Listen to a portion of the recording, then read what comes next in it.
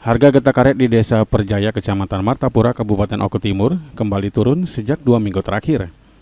Anjloknya harga getah karet bulanan dari Rp12.500 per kilogram hingga mencapai Rp8.400 per kilogram.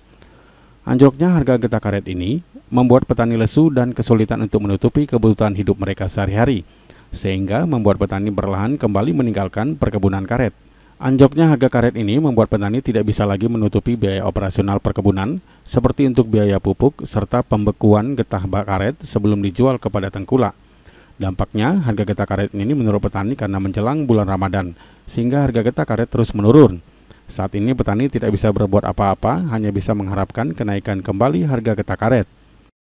Ya kalau turun itu memang perasaan ini kan menjelang mau masuk puasa nih nambah turun terus, jadi tidak pernah naik gitu kan. Jadi mana keluhan petani-petani cak ini nih. Nah itu turunnya dari harga berapa?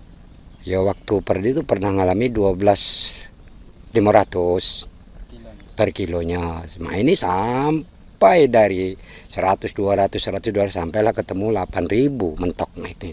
Ini kaget paling 8.000 lah pecah. Jatmiko, PAL TV.